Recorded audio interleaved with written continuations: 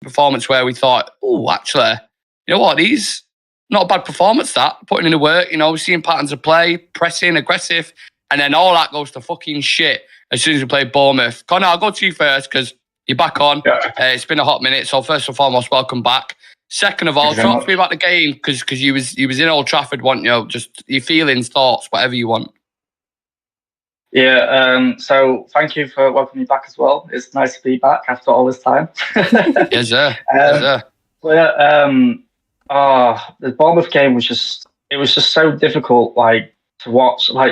It was there was parts where we were actually trying to build momentum and it looked great, but then it was just the sloppy passing that individual players just not making the pass right, or players just not moving at the right time. Martial was probably one of the most slagged off players in that stadium. I can't lie. Yeah, I can imagine. That's because it's we was just imagining Højlund, running in for those pass throughs, and it's just that was the biggest mistake that Ten Hag made, I think, by not starting Højlund, because I think if Højlund was actually playing, he probably would have been on through and goal, because Bournemouth defence were there to take. It was just the fact that Bournemouth were just the sat deep, and it was because of that individual wrongdoings. They had an alright game, to be fair, and obviously they are in form, to be fair, so we have to take that into account. But God, I feel like the fans are really starting to get annoyed with loads of players McTominay. We all know he offers goals. He probably should be playing further up front, but we have better players there, so it's it's kind of useless, isn't it, in a way? Well, judging out by how fucking Martial was playing, I would have probably started McTominay up front. Yeah, if you're going to bench Højlund, just literally start him as a striker, and then I don't know, bring Kobe Mainoo and Amrabat in the midfield, right? Well, Amrabat's actually, I feel like he needs someone there with him. So I feel like that, we all want Casemiro to be alongside Amrabat. That would be the ideal thing. Yeah. Kobe Mainoo is a tester for Ten Hag. Obviously, we've seen that in pre-season. Yeah. Obviously, he got injured, which kind of dented that plan. Kobe looks good enough to play for United, but it's just the fact that there's a lot of pressure because obviously his age. He looks comfortable, and I feel like Kobe needs more minutes, but it's just how, because we always go 1-0 down or something. We're always chasing games. You don't want to bring a youngster into that environment. That's the issue. It's with obviously Old Trafford, we always get unsettled, if we go a goal down, or if players are just not working hard enough, and it's kind of we don't want fans to go hard on Mainoo when he's not the problem really. Every time he's come on or featured so far, he looks calm and collected. He probably looks our best midfielder right now, to be honest. Yeah. Because I feel Amrabat, he's just I don't know. I feel when he's under pressure, he just he struggles a little bit.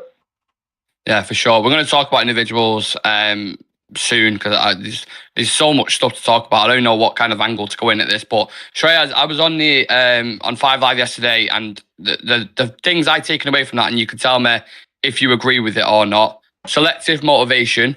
Yeah, that's what I feel like the players have in a minute. Lack of quality in important areas. The defending for the goals was basic as fuck. Yeah, and then the opposite end of the pitch, like Connor's rightfully just said. I mean, we have the worst shot conversion in the Premier League, 7.4% for Manchester United.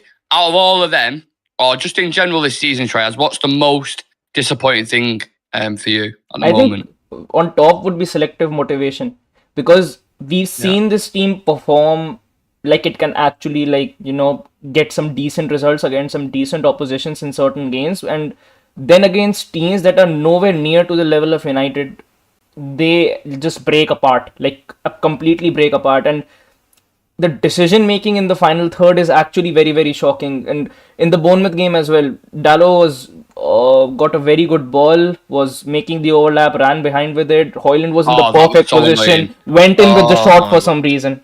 He could have easily squared it and Højlund would have tapped it in. And what happens after 5 seconds? Bournemouth push the ball ahead and they score another goal, and then we are down 2-0. So this has pretty much been the highlight for us this season. If we could have taken our chances when we got them, and not just half chances, if we just make the right decision at the right time, they can be very big chances. And for a striker like Højlund, who's been feeding us scraps, he could have easily converted those sort of chances. And sometimes when you just score a goal, it breaks the momentum of the other team.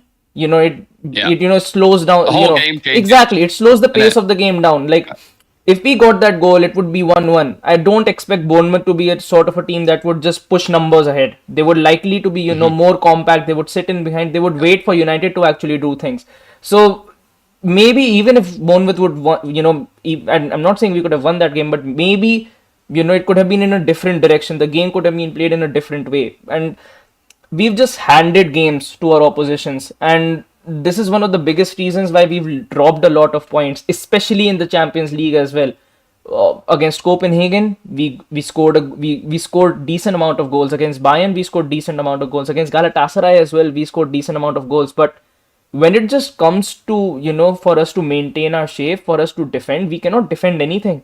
Like three goal advantage, 2 goal advantage, it doesn't matter with United. And the thing is, right now in that defensive back line, like if you're looking at from Bayern's perspective, players like Leroy Sané, Serge Gnabry, Harry Kane, they would be looking at the defense and they would actually be saying, we just need to shoot from any angle and it might go in.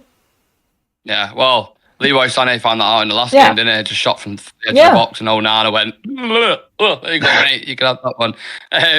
We got more and more people joining. I'm just going to first throw it out there before I go to you, Dan. I do apologise for the weekend because there wasn't a pre-match build. Loads of shit came up. There's no pre-match build-up or review.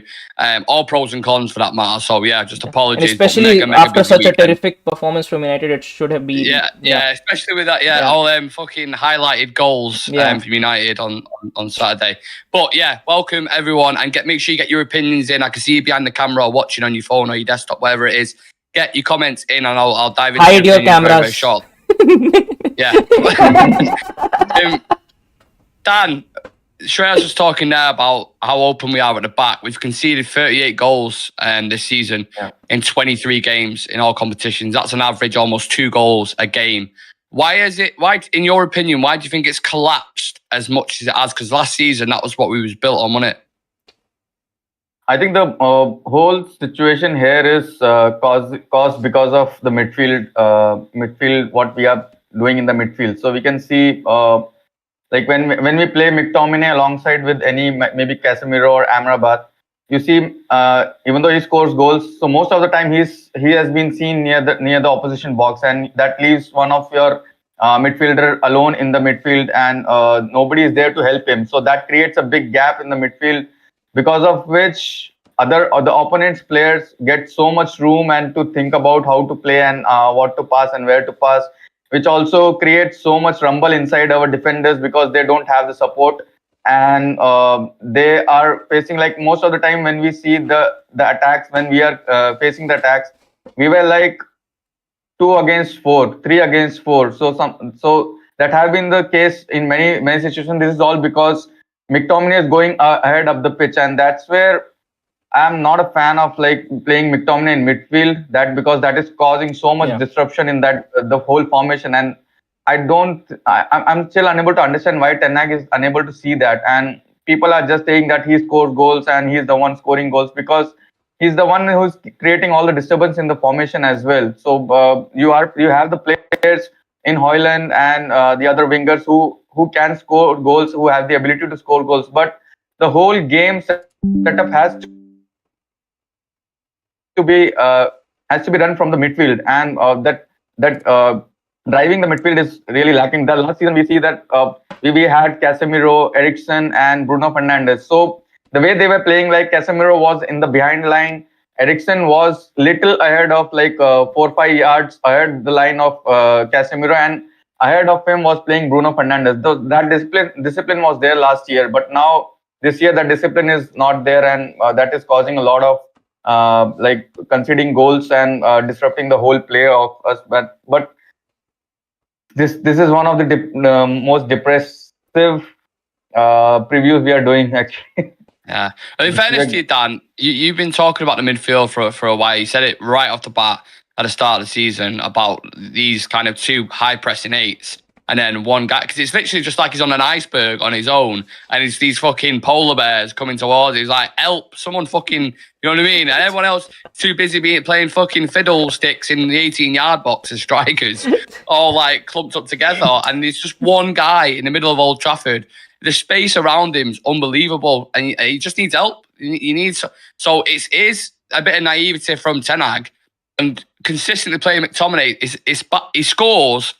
But that's the only thing he does. I think we can all agree on that, right? That is the only thing he does. So, yeah, why he keeps playing him, I don't know. He was in a press conference today alongside him, which probably means that he's going to start against Bayern Munich. And when you have a midfield of Bayern Munich like Kimmich, Goretzka, these kind of guys,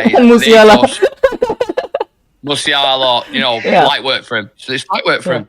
So yeah, very, very concerning. I want to do something with you. So we're going in the same order. So Connor, Shreyas, then Dan. I want to name a list of United players. You just say keep, squad player, or sell. Okay. Okay? Yeah. And I robbed this off Gary Neville, but fuck him. Yeah. Right. Are we ready? Yeah. Right, Marshall. Sell. Sell. Oh, order. So Connor, Shreyas, then Dan, yeah? Okay. Marshall. Right, sell. Sell. Sell for free. That's the only way he goes. Rashford. Sell. Keep. Anthony. Keep. And keep him. Squad player. McTominay. Sell. Okay. That was a lot more conviction in that one. Christian Eriksen. Keep. Keep. Squad. Okay. Yeah, I agree. Yeah. Casemiro. Keep. Oh. Sell. Sell. Ooh. Amrabat. Keep. Keep. I'm the only one who'd sell him. I'd sell Amrabat. Wan-Bissaka. Keep.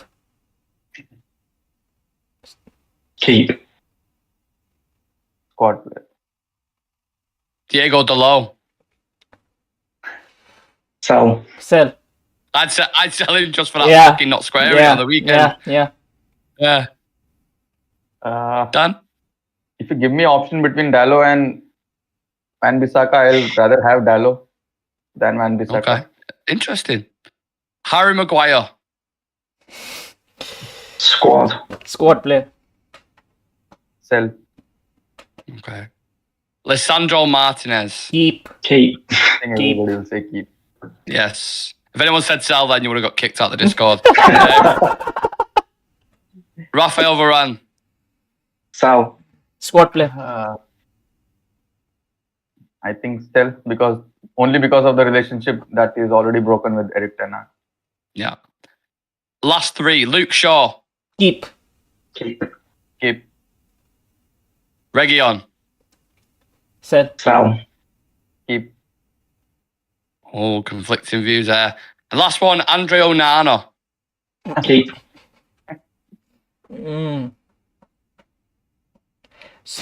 Squad player.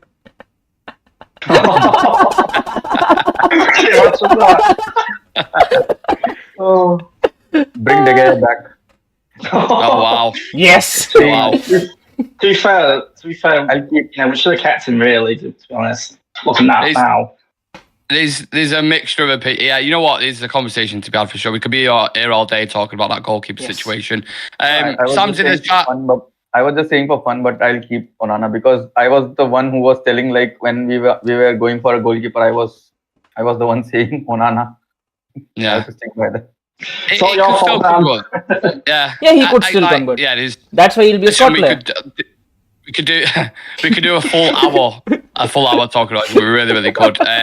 Sam saying, lads, you ready for the most painful week of your life? Battered by Bayern and the Scousers. Jivy saying, I may be high on chamomile tea, but I won't be surprised if we win against Bayern. Niall says Manchester United FC.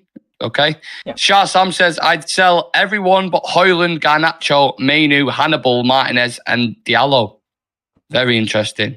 I mean, I don't see what everyone sees in Hannibal personally, but if that's your choice, it is what it is. So does that mean you'd sell Donny then, Shah-Sam? Because you've been his number one fan for a hot minute. So if you're ready to sell him now, anything's possible. I mean, sell him, keep him, or do whatever. I mean, it is pretty much the same. Yeah. yeah. Right, should we talk a little bit about Bayern Munich then? Yeah. Funnily enough, I think they was playing at the same time as us, weren't they? They got battered 5-1 5-1 by Frankfurt. Which I was like, what the fuck is going on here? So again, we were speaking about this off camera a little bit, but then I'm thinking, are they taking the foot off the gas? They're already qualified in the Champions League. Will they go light on us? And then equally, I'm thinking, well, they're probably going to want to bounce back with conviction and probably smash us 5-1 or something. I was looking at Harry Kane's record before, right? 22 goals and 7 assists in 19 games so far this season. And he knows Old Trafford very well. And equally, Leroy Sané knows Old Trafford very well. Do you think they're going to relish this opportunity, Connor? Bayern coming to Old Trafford? I don't really think it matters if Bayern have qualified or not. I feel like Bayern are that sort of team that, like, whoever they're playing, they just want to, like, beat whoever's in front of them. Now, German stealing it. Yeah. It is. And it's like they've had that mentality for years now as well. And, like, that's why they're still one of the best clubs in the world. But it's like they've had, obviously, that result against Frankfurt was a bit of a, what the hell's gone on there? But, like, I feel like, has that played partly because the game that they were supposed to play the week before got postponed, so they haven't really had that to, like, backfire on? Or is it just because, like, I don't know, it was just a very off day for Bayern? It's hard to tell, really. Obviously, this game will be the one where we'll get that idea. But, like, the thing is, the way we're playing at the minute, it's very unpredictable because, like, United can go from beating Chelsea, who, to be fair, we're probably on par with Chelsea at the minute anyway. But, like, to lose at home to Bournemouth and then expect us to beat Bayern with, like, better players as well. We're dreaming, aren't we, really? Because it's like Harry Kane, well, there's tap-ins there for, with our defence in a minute. So it's like, geez, I feel like we're in for a really game, but I'm really hoping we can win. But we're relying on other teams as well at the minute as well. So it's kind of like, what can you do? That's what I mean. It's relying on miracles, really. Sort of in any kind of situation, for Galatasaray, Copenhagen to draw, and for us to beat Bayern at the same time. You just look how the season's gone so far. Our luck has been completely out of it. So I would not imagine that's going to happen. Kamigisha says, does that game help us stay in the UCL? Well, hopefully I've just cleared that up for you there with that question.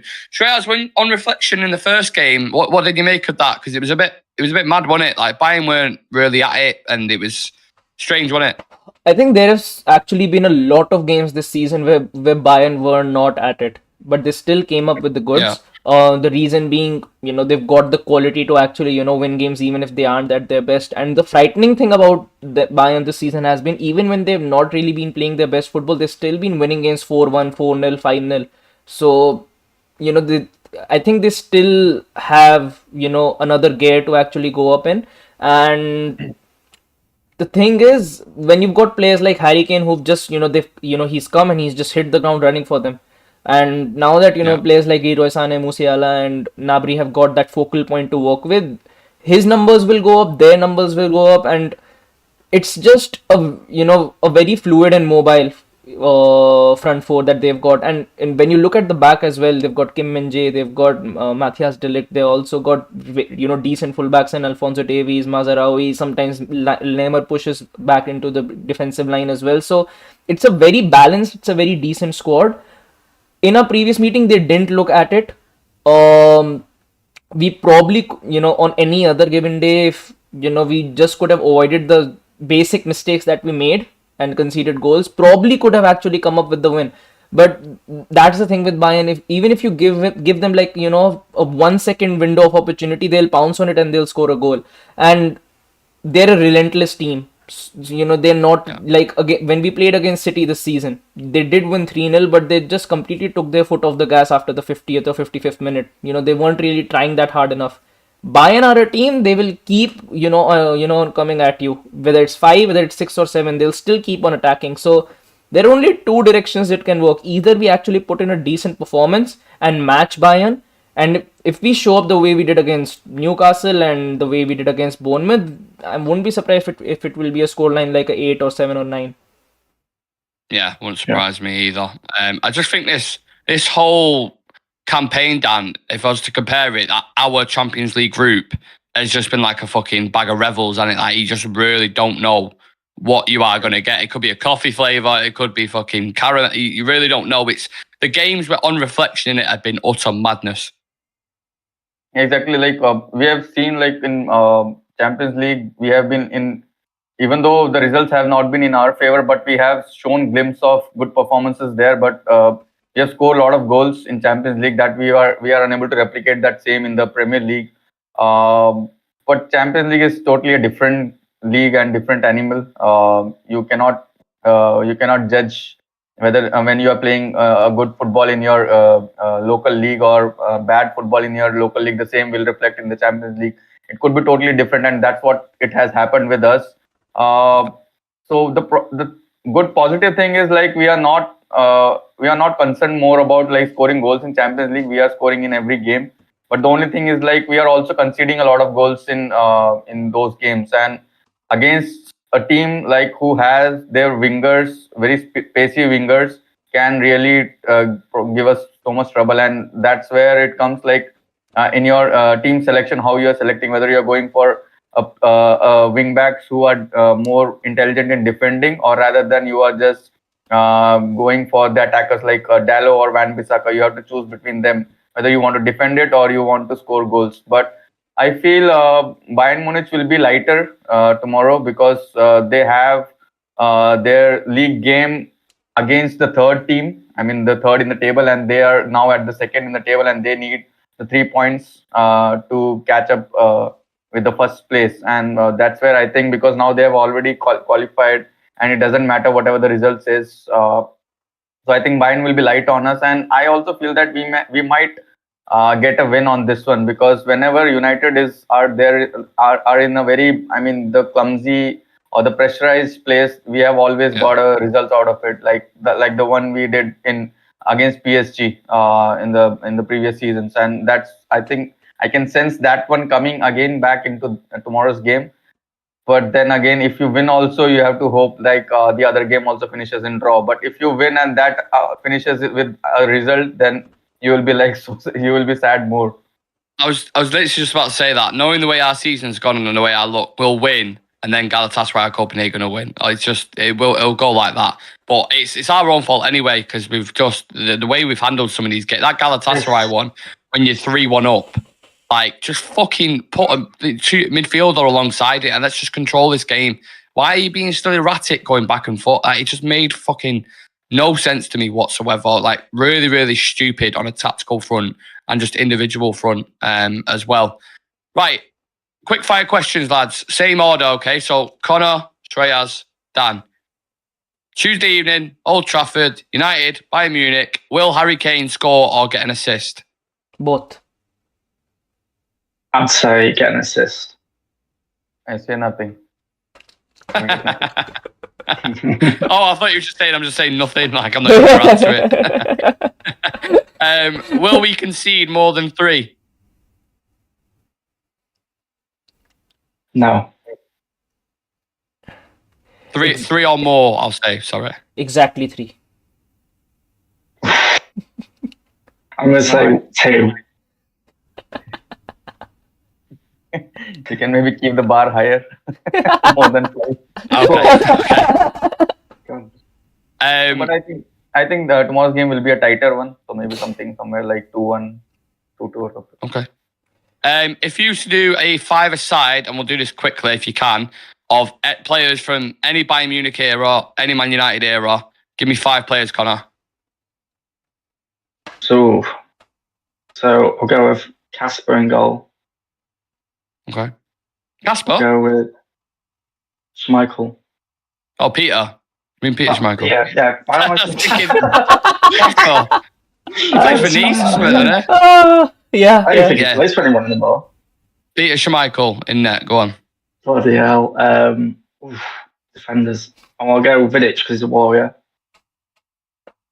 I'll go with I feel like Philip Lahm would be good in that midfield role. Yes. I'm going to go Ronaldo Have to. and closer. Miroslav. Yes. Top player. Shreyas, hit me. Neuer in goal. Then I think Vidic should be in the defensive line. Then I would go with Schweinsteiger and Paul Scholes and Cristiano Ronaldo. Nice. Dan, you're up, mate. Neuer at goal. Defenders Vidic and Beckenbauer. Ooh. And how many? Like 3. I need to select 2 more. One Ronaldo and one Lewandowski. Lewandowski, very good shout. Very, very good. All very good teams there. Love it. Right, Shreyas, can we do the predicted 11s? Yes. And let me know whose team You is are up first. please. Of course I am. Yeah. Andre Onana in net. Yeah. It's a weird one with the wing backs because I feel like he's changing it every single fucking game. So I honestly don't know. But I've just gone Wan-Bissaka at right back because I think about Sane, I think about Gnabry, and they can just terrorise you at times. So I've got Wan-Bissaka, Maguire, and Varane. I'm more saying Varane won't start, but I'm just trying to say it into existence because I'd like to see him back in the team because he's just an out and out. He's the best defender at the club. But he probably won't. Luke Shaw at left back because I didn't think he had a great game at centre back against Bournemouth. I prefer him on the left. It's going to be Amrabat, McTominay and Bruno. I just can't see it going any other way. And then I thought Rashford might come back into it, but I'm sure I've seen something about him that he didn't train or something, or he might be ill again. So I'll go Antony, Højlund, Garnacho. Yeah. So I'll go. Then Who's next? Dan. Yeah, I've gone with almost the same team, but Onana in the goal, Maguire and Shaw in the defense line because I don't think Varane is, again, that relationship is still not being patched up. And wing backs, Shaw on the left and Dallo on the right. But I think after the last game, he might switch it up with Wan-Bissaka also, considering the wingers are pacey wingers. But I would go with Dallo because we need goals. And in the midfield, Amrabat, McTominay because he was there in the press conference. Yeah. And Bruno, no other choice. Then up front, I think Garnacho with his recent performances, he will start. You cannot drop him. Up front, Højlund. And on the right side, it was a tricky one, but I've gone with Rashford because I don't think the manager can keep him out for so long, and that too in an important game. Maybe his potential or his history will come back and support him to play in this game. But Antony was good in the last couple of games. That I will not deny that. But I think in this game, Rashford will start on the right. Okay. Yep. Next Next is up is Connor, me. is it? No, it's it's you? me. Okay, Yeah. go. So it's Onana in net. I think the same backline that started against Bournemouth. I don't see him making a lot of changes. Same midfield as well. McTominay, Amrabat, Bruno, and Ghana. Yeah, pretty much the same 11 against Bournemouth I've gone with. I'm not really seeing Ten Hag changing his 11 quite some time. And the way he came out in the press conference and said that, I'm working on building similar routines with the same players and, with the same structure. So maybe he feels the same 11. So I've gone pretty much with, Is that routine he's referring to a bunch of headless chickens? Because if Yeah. so, then they are definitely smashing the routine up. Exactly. That's the game plan. Yeah. Connor, talk me through your team, mate. So yeah, Onana always, because I don't really see the Bayern getting a game unless Onana's at everybody Africa Cup of Nations, whatever. Yeah. I feel like the fullback one's a bit difficult because I feel like Shaw should play at left back, but I feel like Shaw will probably stay in that centre back role with Maguire because if I'm honest, I can't really see Varane getting in the team now. I feel like Varane will only get in the team unless Maguire or someone gets injured, and we really need someone to play there because I feel like he's gone in January anyway. I feel like right back, I feel like because of the magnitude of the game, I feel like Wan-Bissaka just to give us that bit more defensive stability more than Dallo. I'd say the same midfield as Bournemouth. Can't really see that changing really. McTominay is going to keep his place, because he scores goals at the minute and that's probably. It's not as if we're spoiled for options at the moment, is it? In that midfield. But yeah, Antony, he has improved in the last 2 games, but I still think he hasn't offered that much. I would like to see Pellistri play that actually, but I feel like Anthony will keep his place, and then Højlund hopefully will start, and then I think Garnacho has probably been one of our best players as well, so he'll keep his place. Well, I don't know if you knew this, but Pellistri's number one fan is sitting right next to us here in Shreyas, so he was absolutely buzzing when he heard that comment. Who knows? God knows who's going to start. Fucking Johnny Evans could start tomorrow. It could be so random. You don't know what to expect. Anything could happen. Chivy's saying sell Varane and keep Maguire. We deserve everything that's coming to us. I mean, you know what I mean? I love Varane, but you can't consistently get a game out of him. He's just injured all the time. He's a better defender than Harry Maguire, hands down. But if Maguire's available every single game, what do you do as a manager, right? It's a bit of a fucking minefield. It's hard to build on stuff as well when Varane is supposed to be our main centre back with Losandro when he's in the team. But it's like because of Varane's injury record, it's like he keeps getting injured, so it just ruins it, doesn't it, really? So especially when you have inconsistent patterns all over the team, when there's been people dropping in and out left, right, centre. It's a mad one. Right, last thing we are going to do, score prediction. Who wants to go first on this? 3-0. Okay, Shreyas.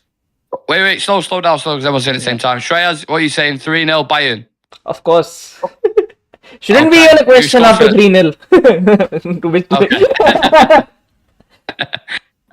Connor, what do you think, mate?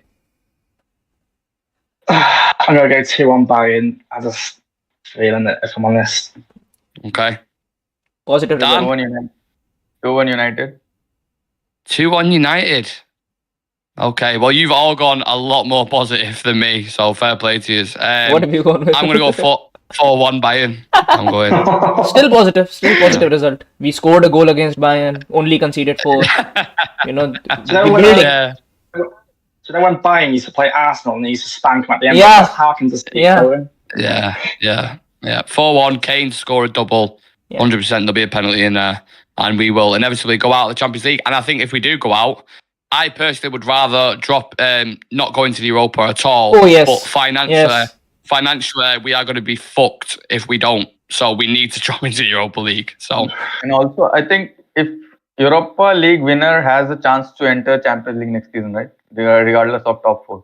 Yeah. So if you win the Europa League, but the teams that are in that, we ain't going to beat. We've just been beat 3-0. I don't want to go to Europa League because Liverpool are in there.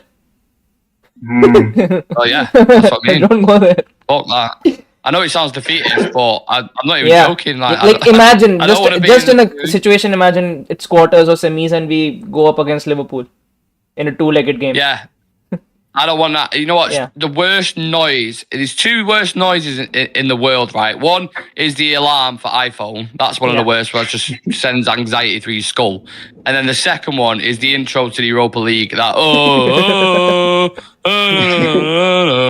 hate it. Yeah. Absolutely hate it. So, no thanks. It's the same one as the UEFA Conference Cup as well, isn't it? I think I've not even heard the conference team. Fuck no. We might be there next season, so we could be, we should give it a listen. Right, let's just wrap that up there.